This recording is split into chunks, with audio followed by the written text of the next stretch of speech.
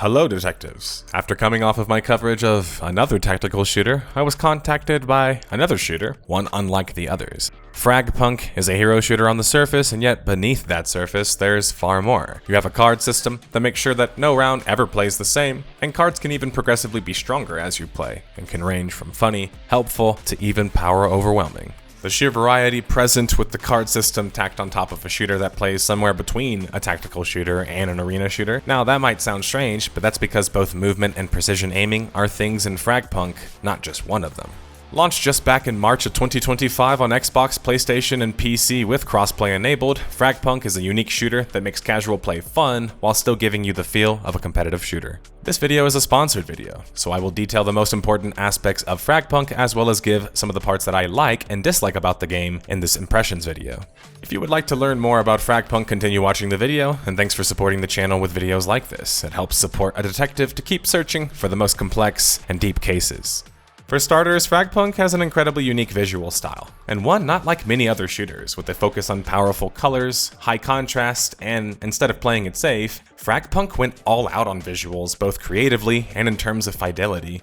Even better, the performance doesn't seem to suffer from such, being a game that has yet to grant me a crash, which is actually pretty impressive after 6 hours plus of play. I personally like that the game looks better than pretty much all other tactical shooters I have played, and it also helps that it has a unique visual style. Those visuals are even extended to the characters, or Lancers too, which in FragPunk aren't the normal copy-paste regulars and instead are quite unique as well. For example, you might have the more simple on-the-surface characters like Broker, who can put mines in the form of their cherry bomb, use a deployable smokescreen, and have a rocket launcher. But when you combine this kit together, it can lead to some actual complexity and great moments in play. For example, you can smoke your way into a room, mine it with your cherry bomb, and then force people to run through your bombs by popping your Goddard's Vengeance, aka your rocket launcher. Nitro, on the other hand, is totally unique. Chug Chug is your ability to control your own combat drone, which is hilarious and way more fun than most drones are in gaming, feeling kind of like a tiny little tank Gundam.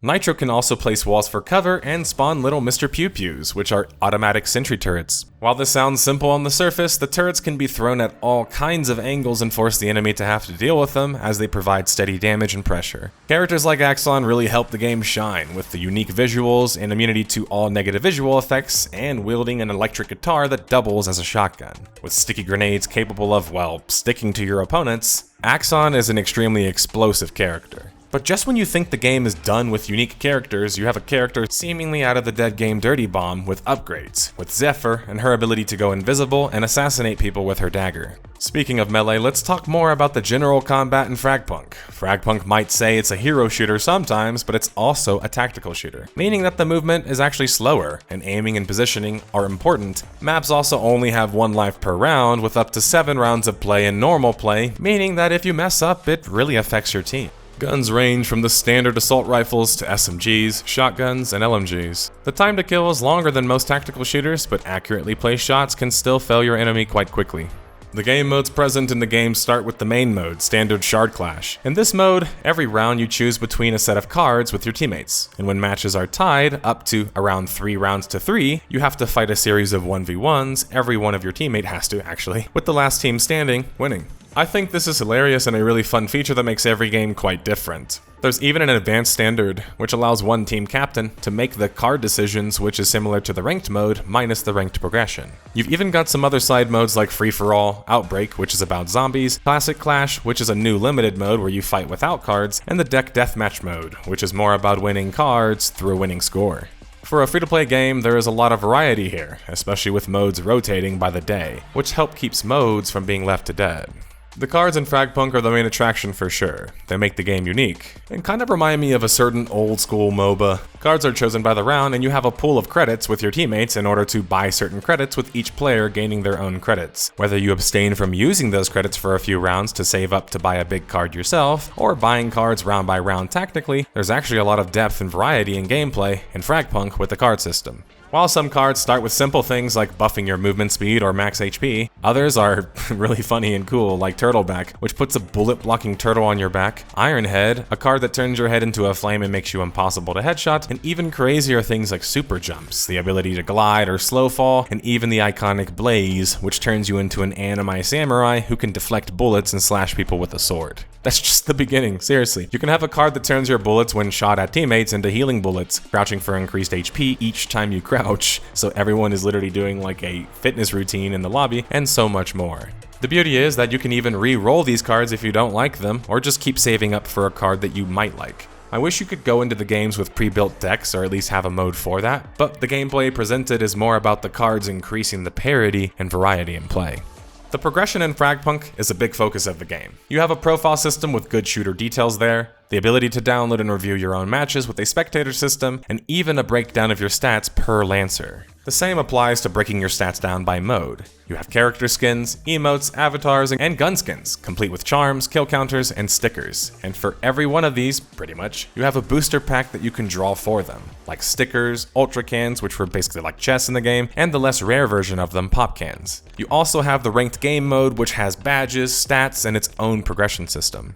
Now let's dig into the things that I liked most about the game so far. First off, the card system is cool to me. I enjoy card games and shooters, so it's like combining them together. And the blending of the two for me is not just unique, but it makes for a fun gameplay experience where being competitive isn't overly the focus. Card games are great at giving you parity and variety of play, and these crazy scenarios. FragPunk is able to deliver that with their card system, especially if you save your credits and just buy the troll stuff like I do. The combination of this and the unique abilities that each Lancer has really makes each round play different from the other tactical shooters that you are probably familiar with. I would personally love to see more tactical shooters like this, and ones that don't always focus on the same precision aiming, which I feel like is where FragPunk is special. I also think that the game's unique visual style works with this too, where when you're one of the last remaining Lancers, the game always plays out uniquely, with each character being able to activate their signature abilities. Now the cons for me with FragPunk have to be the fact that earning a Lancer can take a little bit of time. I would say you're looking at like 20 plus games to unlock a single Lancer, which for me can be a bit tough. But since the game is free, making you have to earn your character is a classic approach to this sort of game. They also have a monthly and yearly membership option if you don't want to have to grind it, so you can unlock all the characters for just a month, or forever. My next con for FragPunk is kind of less of a con and more of a remark about the game's design. I like the game's design, and I like the focus on keeping the gameplay fresh and unique. I honestly wish they would commit more to it though, which they still have time to do technically. What I mean is that if they could make crazier cards and have less of a focus on the game's tactical aspects, I think the game could actually open up and be even more wacky, nuts, and fun. And since they have other modes like Ranked or Classic Clash, you don't have to worry about the game being too wacky in general.